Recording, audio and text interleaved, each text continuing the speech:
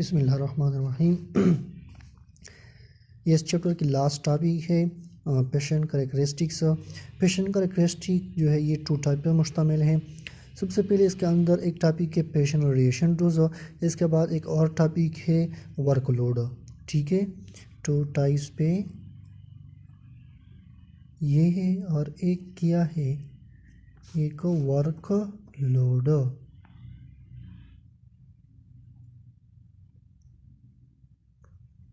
Workload. लेकिन ये जो वर्कलोड है ये अभी हम नहीं पढ़ेंगे। ये क्यों इसलिए नहीं पढ़ेंगे, ये अगर आपने ये चैप्टर नंबर 15 जो है 15, अगर आपने अच्छी तरह पढ़ा है, अच्छी तरह नहीं पढ़ा, अगर आपने 100 में से 40% आपको समझ आ जाएंगे। जब आपको 40% समझ आ गया हो ये चैप्टर, तो आप ख़ुद ब खुद ये पढ़ेंगे, क्योंकि इस वर्कलोड में सारी वो बातें हैं जो अभी तक हम पढ़ रहे हैं, पढ़ लिया सारी वो बातें उसमें। और ये जो पेशेंट करेक्टरिस्टिक है इसमें कुछ ज़रूरी बातें ये अभी हम सीखेंगे। ठीक है, सबसे पहले जो पॉइंट है, consider lower left quadrant. 2 quadrant दिया है यहाँ पे, उस क्वाड्रेंट में कुछ डिफरेंट है, उसमें कुछ स्पेशल बातें हैं। वो कौन सी है, 15 पॉइंट ये 15.16 जो क्वाड्रेंट है वो फिगर है वो भी पढ़ेंगे, और 15.19 ये 2 डायग्राम है, 2 फिगर्स है, अभी हम वो पढ़ेंगे तो हमको समझ आ जाएंगे। ठीक है, लेकिन इसके बाद जो पॉइंट है, at image receptor radiation exposure less than approximately 5 microgray or 0.5 milli radiation. ठीक है, इसका मतलब ये है कि सीआर की जो रिसेप्टर्स है, वो सीआर रिसेप्टर कितने रेडिएशन चाहिए कि वो इमेज में कन्वर्ट करे, एक अच्छा इमेज में कन्वर्ट करे, यानी एक अच्छा इमेज बनाया जाए। कितने रेडिएशन की ज़रूरत है, अप्रॉक्सीमेटली 5 लेस देन 5 माइक्रोग्रे। ठीक है, ये माइक्रोग्रे ये तो इकाई है, यूनिट है जो रेडिएशन है उसकी।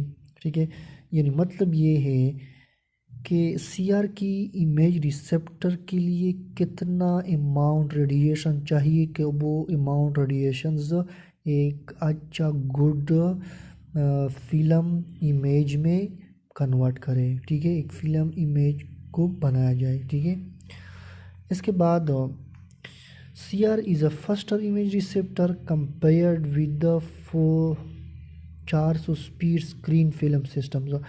वो जो स्क्रीन फिल्म रेडियोग्राफी है, उसकी जो इमेज रिसेप्टर है वो कितना 400 स्पीड स्क्रीन फिल्म सिस्टम है। वो 5 और 400 में बहुत कंपेयर है, बहुत डिफरेंट है। सीआर की जो इमेज रिसेप्टर वो बहुत फास्ट है, क्यू फास्ट है, यानी तेज़ क्यू है, क्विक क्यू है।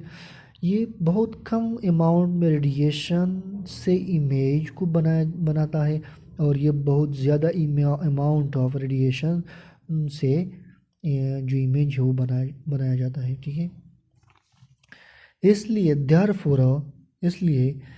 Lower patient radiation dose should be possible with CR के लिए अगर रेडिएशन की जो डोज है वो अगर हम बहुत कम करें तो क्या हो सकता है, पॉसिबल है कि वो इमेज बना जाए। और इसी तरह जब अमाउंट या रेडिएशन डोज हम कम करें तो उसकी साइड इफ़ेक्ट भी कम होता है। तो इसलिए हम सीआर जो स्क्रीन फिल्म रेडियोग्राफी हमने सब्स्टिट्यूशन किए हैं विद सीआरज, यानी अभी वो ज़्यादा लोग इस्तेमाल नहीं करते, सीआर इस्तेमाल करता है as compare to screen film radiography. और स्क्रीन फिल्म रेडियोग्राफी में कम डोज पे इस्तेमाल होता है, और स्क्रीन फिल्म रेडियोग्राफी में जो है वो ज़्यादा डोज इस्तेमाल होता है। ज़्यादा डोज तो पेशेंट के लिए बहुत ख़तरनाक है, और कम डोज पेशेंट के लिए भी, और वो जो वर्क करता है रेडियोलॉजिस्ट उसके लिए भी बहुत अच्छा है। फिर कम डोज वो भी उसकी साइड इफ़ेक्ट कम होता है फिर अगर हम कम डोज इस्तेमाल करें। अच्छा, ये जो 2 डायग्राम हमने बताया 15.16 एंड 15.19 से, ठीक है, इसमें क्या डिफरेंस है और ये क्या बता रहे हैं ये जो डायग्राम है। सबसे पहले आप देख ले, ये जो डायग्राम है, ये डायग्राम जो है, ये साइड का जो है C R image receptor response function का, ये side C R image receptor response function का है, और ये ऑप्टिकल डेंसिटी है, ठीक है, ये ऑप्टिकल डेंसिटी है। इसके बाद डिफरेंट देखो, जो अभी हमने बताया, और एक अभी जो पॉइंट आ रहे हैं, ठीक है, लेकिन ये जो डायग्राम है, ये जो अभी थ्योरी है, थ्योरी पढ़ने के बाद हम ये पढ़ेंगे तो बहुत अच्छा समझ आ जाएंगे, ठीक है। अच्छा, lower radiography technique that result in a lower patient dose should be possible with C R. वो जो बात हमने कर ली वही बात बता रहे, जो लोअर रेडियोग्राफिक टेक्निक है विद सी आर, वो कम डोज में भी कम डोज में भी पॉसिबल है, ये सी आर का जो सिस्टम है, अभी जो बात हमने कर ली वही बात है। इसके बाद बता रहे कि if it were not for the image nice at lower exposure, ये जो पॉइंट है, ये जो डी आर जो आज अभी जो चैप्टर आ रहे हैं, चैप्टर नंबर 16, अगर उसके लिए हम छोड़ दें तो बहुत अच्छा होगा इंशाल्लाह। ये पॉइंट फिर जब हम वहाँ जाएंगे तो मैं वहाँ बताऊँगा, ठीक है।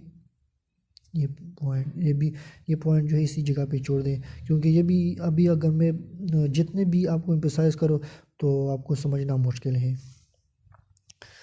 इसके बाद at this time it should be emphasised the conventional approach.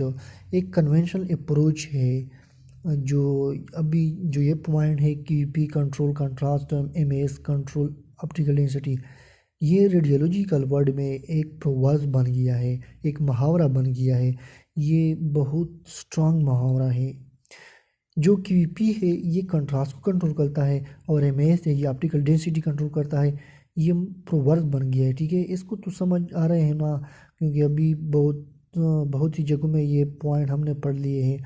Third number जो थर्ड सेमेस्टर थे उसमें भी हमने बहुत डिटेल से ये पढ़ा है।